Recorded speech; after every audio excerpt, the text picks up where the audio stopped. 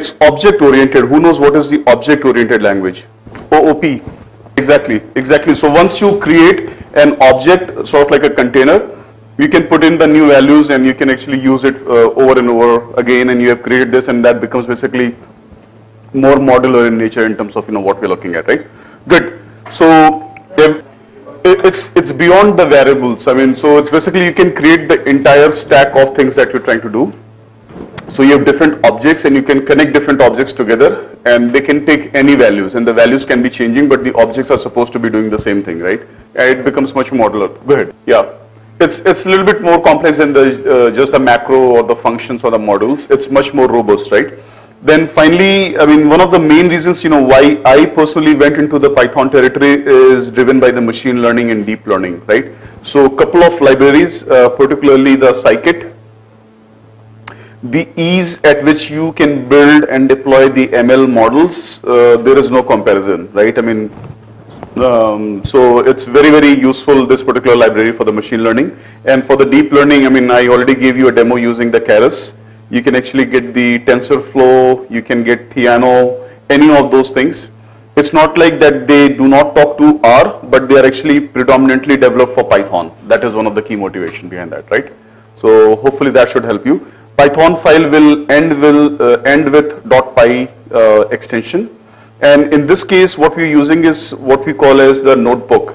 Any reasons, why we should look at the notebook and not the regular Unix or Windows-based interface? Any reasons why we should be looking at the notebook? Oh, yeah. It's just one interface, one web page where you can type the code and immediately get the output just below that. Yeah, absolutely. You're using the notebook when you're doing the deep learning models? Okay, good. Yeah. So I think the biggest utilities, I mean, you can see over here, for example, I have pictures that I have posted, right? And last time I showed you some videos. I mean, you can have, anything you want to have. You can have text, and I will show you a little bit later. You can do a slideshow as well, right? So for example, if I want to do a slideshow, I will go over here and do Alt R, and I will talk about that, right? So there you go. So I mean, you have a slideshow now, so it becomes much more.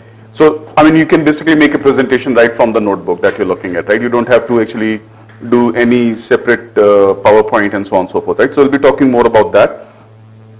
You can have the Markdown language. So for example, what you see over here is Markdown language. It's not a code, right? And it's very, very easy. So if you want to have a heading, you start with the hash.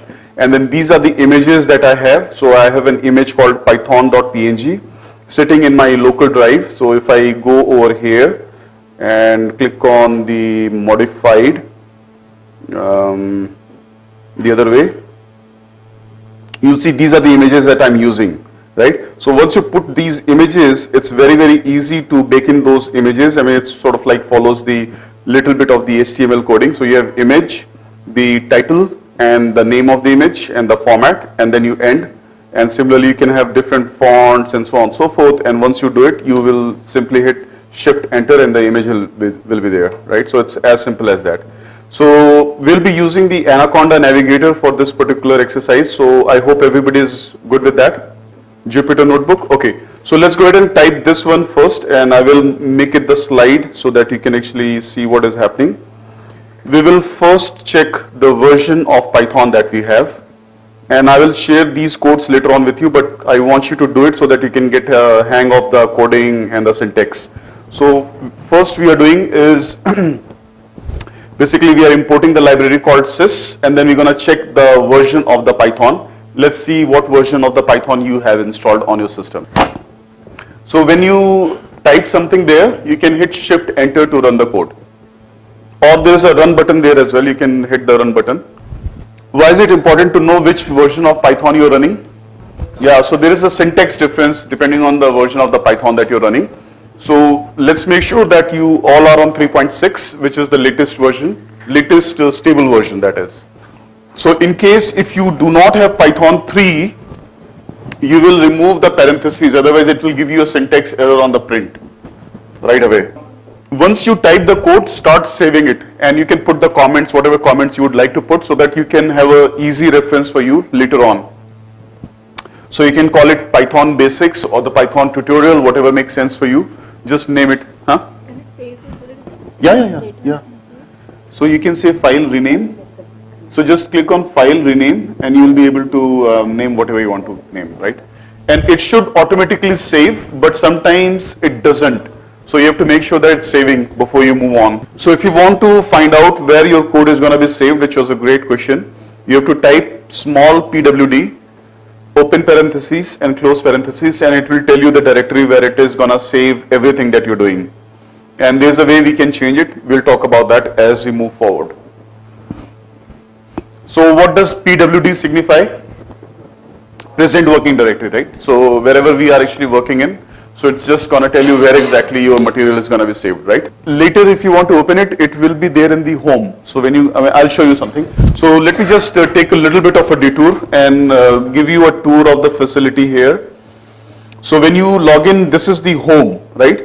And if you click on the last modified, it will tell you all the files that you have really worked on in the time order, right? So for example, these are the different codes, different things that I have done, right? All of them, they will be here.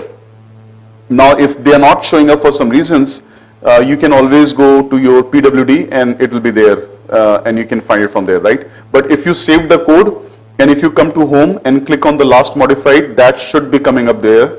And if you click on the running, so if you click on the running, it will tell you all the codes which are currently running on the kernel. Kernel is basically where the codes are getting executed, so it will tell you all the files which are actually active in the kernel right now, right?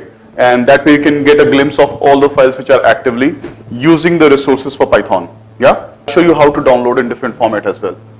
So the next thing, people who have been able to follow me so far, is go ahead and go to the Conda prompt, and I have put this link there, so you can just search for this link in the Quora, or you can directly follow what is there on my screen, and I will tell you how you have to do it. So you go to command prompt over here, right? And once you get there, just type conda.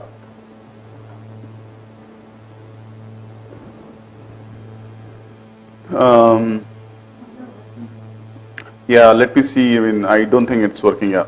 Okay. No. So it's giving you everything there. So what you can do is conda update conda, right? So just make sure that you have the latest version of Anaconda installed on your system. So there are changes from the time you have installed till the time, I guess I'm not connected to the internet. Yep, that's the reason. But you can actually go ahead and do the conda update conda, and it will update the Anaconda version that you have on your system. Yeah, you getting it? Magic commands, right? So if you install this, you will save typing print n number of times, right? So every time you don't have to type print, you can actually use this magic command one time, and every other time you can just directly go ahead and it will print many, many lines of comments. So this is the command that you have to run once. So go ahead and give it a try, so that you basically avoid typing print 100 times.